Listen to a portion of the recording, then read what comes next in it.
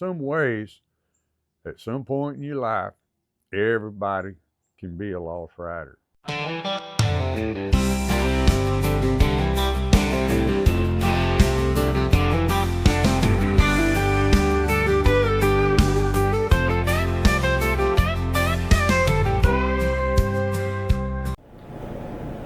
Good morning and welcome to this weekend's edition of News from the Camp House, listening post of the Texas Sportsman Association. This is Herman Brune. This weekend's edition is also brought to us by Shaw's Bend Country Club for folks who don't have a country club. All right, we've got a special guest with us this week, a gentleman who has not been with us before. He's going to try to give us some information, see if we can absorb it. This is some stuff that we've been hearing a little bit about. We don't know hardly anything about it. It's Mr. Chris Hall. He is with a group called ITER. It's a project that they're working on. He is actually works from France. This morning, he is talking to us from Milan, Italy. He was in Germany. He's going home now to France. They're sending him home through Italy. And he's taking time to stop and talk with us this morning. Mr. Hall, thank you for being with us this morning. My pleasure, Herman. Thanks. Okay. All right. Now, the subject matter is fusion. People over here, and I don't know, I would expect it's that way everywhere, barely are trying to scratch the surface on accepting nuclear power. Fusion is something that, we've heard about since I think I was little, but it was always something that was futuristic, that was like science fiction. Would you please explain as simply as you can about how fusion works, that people would make energy out of fusion? Sure. Okay. No problem. So fusion, nuclear fusion, that's what we're talking about. Nuclear fusion is the power source that drives the sun, our sun, and every star.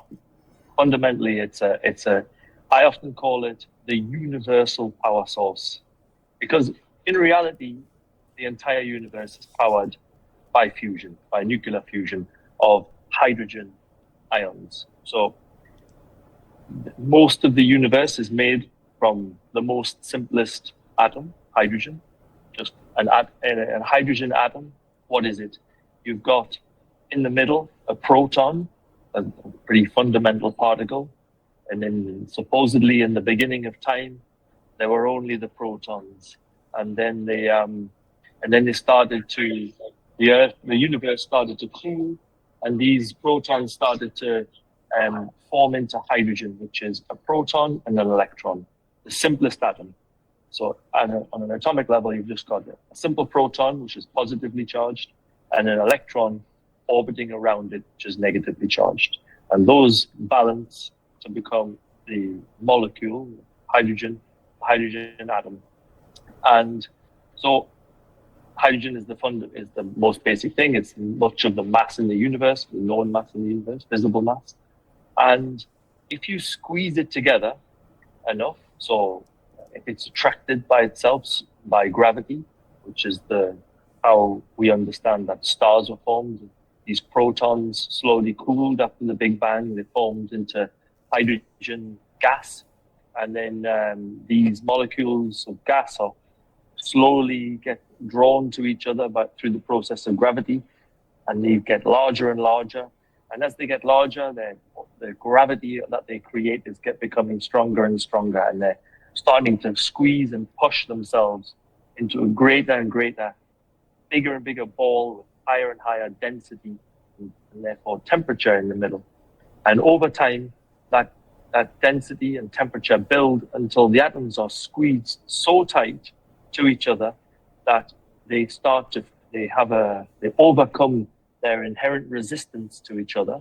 They have a repulsion from each other, which is why you can't walk through a solid object.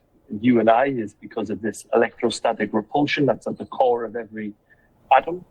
But if you push those things together strong enough, eventually you'll cause fusion. So you'll get the atomic nuclei. In this case, in hydrogen, it's just a proton. You'll get those protons to stick together and become something different.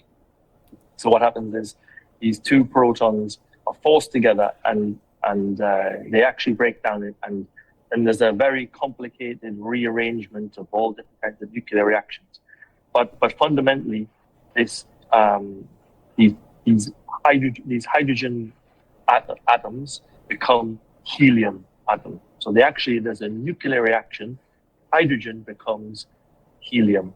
So instead of having now just one proton in the center, now you've got two protons in the center, which were previously separate atoms from hydrogen. So that's the reaction, the nuclear reaction fundamentally. And actually, all matter is formed in this way. And you can continue fusing things together. You can fuse helium together. So you take your two and you squeeze another helium together, and you can come up with a thing with 4 in the middle. You can squeeze that, a 4 and a 4 to make an 8, an 8 and an 8 to make a 16, and such the atoms get bigger and bigger and bigger until you reach iron. Iron is like, for some complicated atomic reasons in the center, iron is the biggest molecule that you can form in a sun, in a fusion reaction. And beyond that, everything big, all the atoms larger than iron are formed in different processes, typically supernovae explosions or other atomic complicated impacts where high energy particles are absorbed by atomic nuclei. But okay, we won't go too much into atomic physics, but fundamentally fusion is sticking small molecules together to form bigger molecules. And okay, so what happens is that when they stick together, if we say we've got one unit of mass of hydrogen and another unit of mass of hydrogen, when they form together to make helium, the helium doesn't weigh 2. We have a slight loss of mass. It's minuscule. It's absolutely minuscule. On a single atomic level, it's almost unmeasurable. But that mass is directly converted into energy. So you'll have heard of the equation, Einstein's famous equation, E equals mc squared. So energy is equal to mass, m, times c squared. And what is c? C is the speed of light and squared. So the speed of light is a very large number. If you square a very large number, you get an even bigger number. So 3 times 10 to the 8 squared, okay, 9 times 10 to the 16. So you now got a 9 with 16 zeros. So you can see if you multiply that very, very large number by even the tiniest amount of mass, you get a huge amount of energy. And fusion is an extremely energetic reaction. So the fusion of two hydrogen ions generates more than 3 times the energy of the fission of a big uranium atom that we use. So as we know that uranium fission, or nuclear fission, as what is typical in nuclear power plants today, that's also an extremely energetic reaction, hundreds of times more, thousands potentially more powerful than a combustion reaction. But then fusion is even more powerful per unit reaction than fission.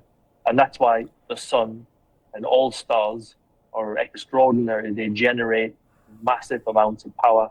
They heat the universe. They send out energy throughout the universe. And that's why I often say that fusion is the universal power source, because in fact, almost all the energy certainly all the energy that we receive on Earth is from our sun. And that's just by being relatively close to one star. And that star is obviously generating energy in all directions, but we're just getting a little bit.